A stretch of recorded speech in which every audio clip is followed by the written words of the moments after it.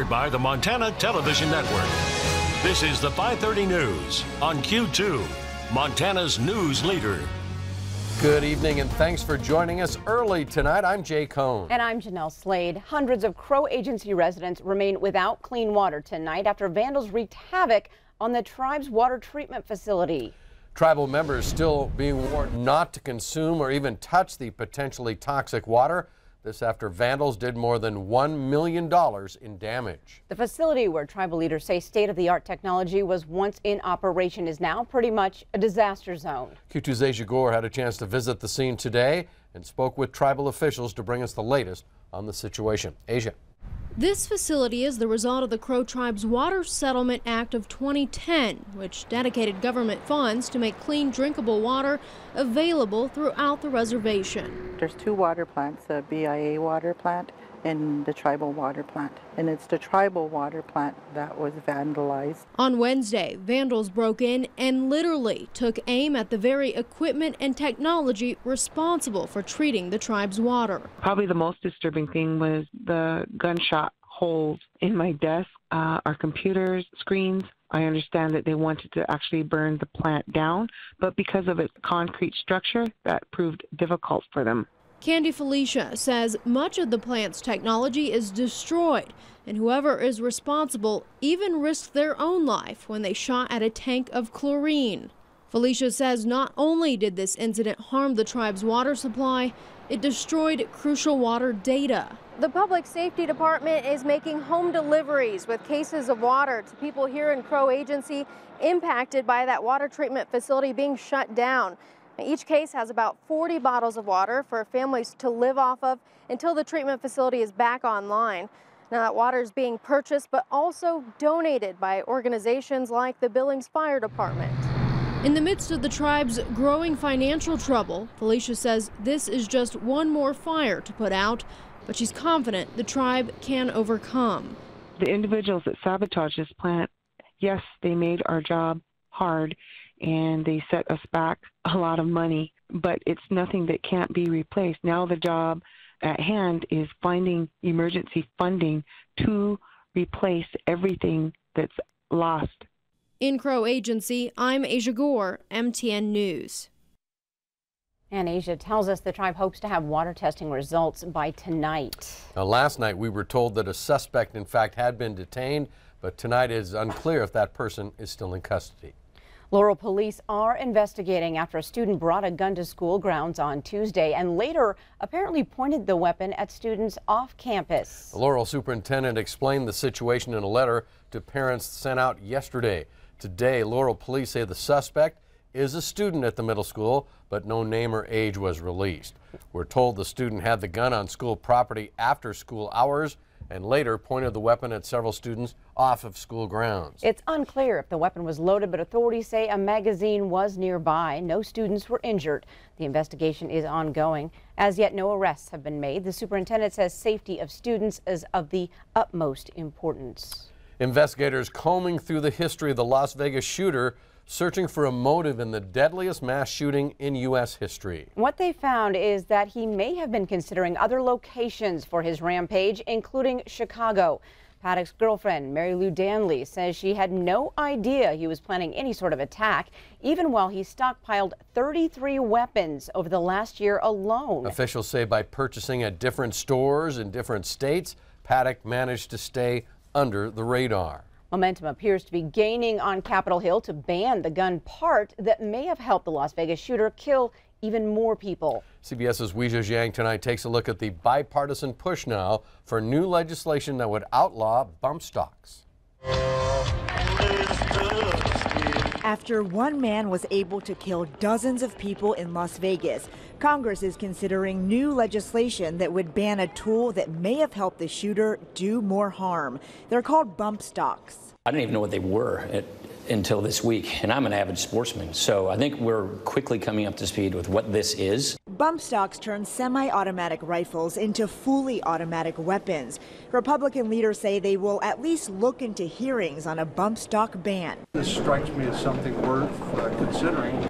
Even though some Republicans are at least willing to consider legislation, it still has a long way to go before it passes. The NRA released a statement saying they actually support additional bump stock regulations. But Chris Jolin with the National Association for Gun Rights says that would just open the door to even more rules. Banning bump stocks won't do anything to stop crime or mass shootings. All the Democrats want to do is get a bill to the floor so they can open the floodgates for more gun control. So what? They're going to say if you give them bump stock, it's going to be a slippery slope? I certainly hope so. California Senator Dianne Feinstein has already introduced a bill to ban bump stocks. Weijia Jiang, CBS News, Capitol Hill. And the White House says the president is not yet ready to say whether he'll support the bump stock legislation, but the administration does welcome Congress taking a look. Well, it looks like Governor Steve Bullock may get some help from the legislature to fill the state's $227 million budget hole. But first, he'll have to make some substantial budget cuts on his own. Lawmakers on a key budget panel acknowledged Thursday that the legislature likely will have to meet in special session to scrape up some new revenue. But the Legislative Finance Committee recommends that the governor first order spending cuts with the least impact on most vulnerable citizens and local property taxes. Key lawmakers said the rest of the budget hole could be filled by some budget transfers or temporary tax hikes. It's an approach that has fixed budget issues in the past.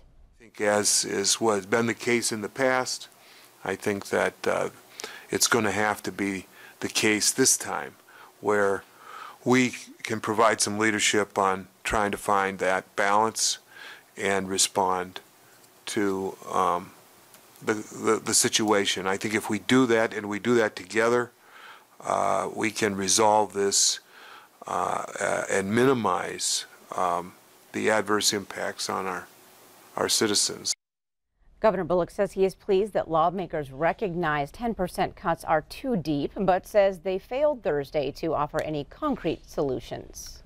The president of the Boys and Girls Clubs of America brought his vision and passion for the youth of America to Billings here today.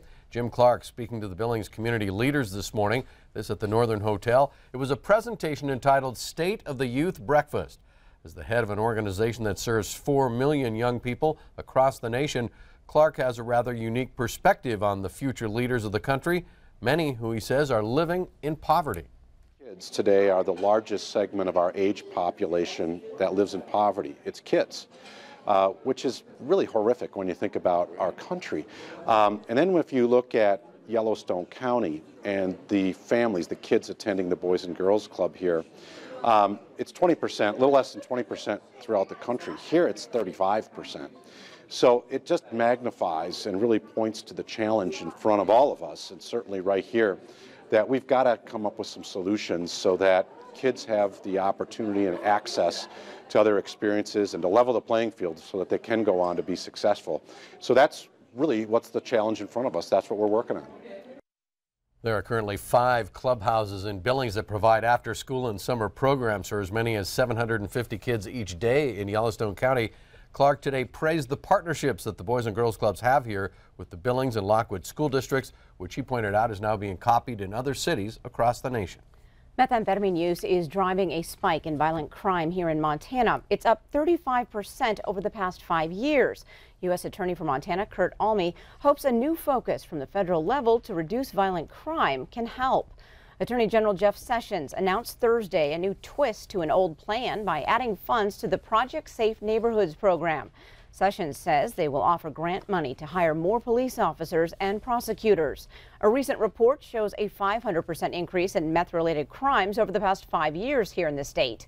Project Safe Neighborhoods was first launched in 2001 when meth was a growing problem. Today, it's labeled an epidemic. Gun violence certainly is used by drug traffickers, or firearms are used by traffickers and dealers and pushers to enforce drug deals. We know that people will commit crimes in order to get the money that they need to purchase meth. And we know that individuals who are on meth tend to be more violent, whether it's in a domestic violence setting, sexual assault setting, assault and battery setting. It impacts violent crime in all those ways. Alme filled the vacant U.S. Attorney seat in September. President Donald Trump plans to decertify the Iran nuclear deal next week, declaring that the Obama-era pact is not in the U.S. best interest and launching a congressional review period on the accord. Now, by decertifying the deal, the president would kick the matter to Congress, which would then have 60 days to determine a new path forward. White House officials say the president will spell out a broader strategy for confronting Iran, including its ballistic missile program and support for terror networks in the Middle East. Up next on your early news here on Q2, an emotional reunion from Las Vegas, where a woman seriously injured in the attack meets her hero. And coming up in sports, Scott sets up tonight's rematch of last year's volleyball championship between Red Lodge and Huntley Project. And coming up in weather, it looks like skies are going to be a little bit on the clearing side, and that means it's also going to be a little chilly. And what about the weekend? Well, half of it's going to be pretty warm, but then we cool down on Sunday. We'll talk about it coming up in a few more minutes. You're watching MTN News with Jay Cohn and Jeanelle Slade. Storm Tracker weather with Bob McGuire. And sports with Scott Green.